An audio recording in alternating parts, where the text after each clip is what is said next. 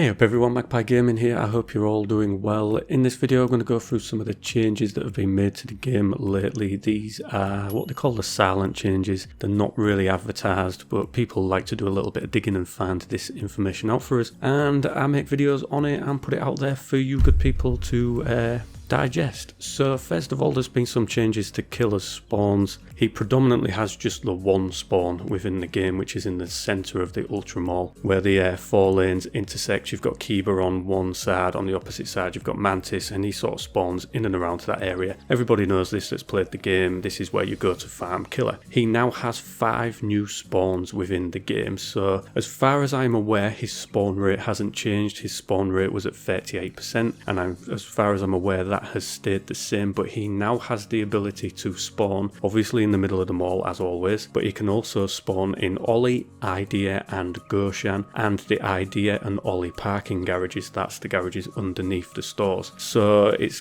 adding a little bit more variation into the game. Obviously one of the quests is to kill Killa 100 times. That's made very easy by the fact that he spawns in exactly the same area all the time. It draws all the PMCs to that area if you want to farm him, but now you're going to have to change things up. If he does spawn in the game, he might not always be in the middle of the mall, he might be somewhere else, so it's going to make farming him a little bit more interesting for some people. Obviously they're going to feel it's a little bit harder as well, but it's just adding a little bit of dynamism into the game and changing things up and making it not so flat and unvaried, because it is a little bit boring that he just spawns in the middle all the time. So now you're going to have to do a little bit of hunting to find him sometimes. Next up we have some changes to the heavy and light bleed mechanics within the game. Some of the values of some of the ammunition has been changed. So as I did with the blunt damage video, I'm going to go through each value. I'm going to go through each ammo and the values that have changed. For those that don't want to listen to me waffle on, I will do a slideshow at the end of the video, and I'll put a timestamp down below so that you can jump to that and have a look if you want to. I'd like to give a big thank you to Logical Solutions for digging out this data for us. It seems to have all of the juicy info just lately. I will of course put links in the description down below to his Twitch and his Twitter. Go give him a follow because he has all the latest information as and when it comes out.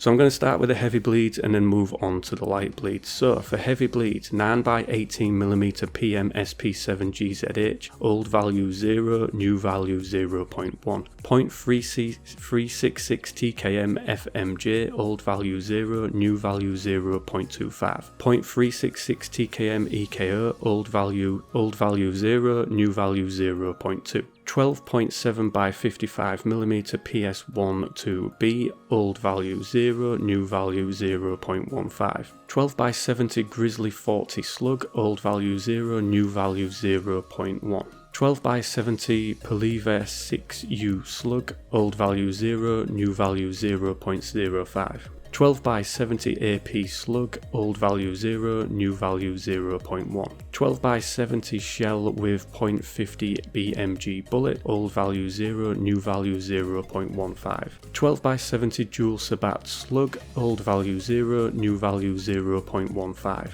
12x70 flechette, old value 0, new value 0.25. 20x70 star slug, old value 0, new value 0.3. 20x70 Poliva 6U slug, old value 0, new value 0.1. 20x70 Devastator slug, old value 0, new value 0.3. 0.366 TKM AP-M, old value 0, new value 0.1. 12x70 lead slug, old value 0.1, new value 0.15. 0.366 TKM Gesker, old value 0.15, new value 0.1. 12x70 RIP, old value 0.2, new value 0.25. 12x70 Copper Sabat Premier HP Slug, old value 0.2, new value 0.25. 12x70 Superformance HP Slug, old value 0.3, new value 0.4. Moving on to the light bleeds, 9x18mm PM SP7 GZH, old value 0, new value 0.25. 12x70 Lead Slug, old value 0, new value 0.1.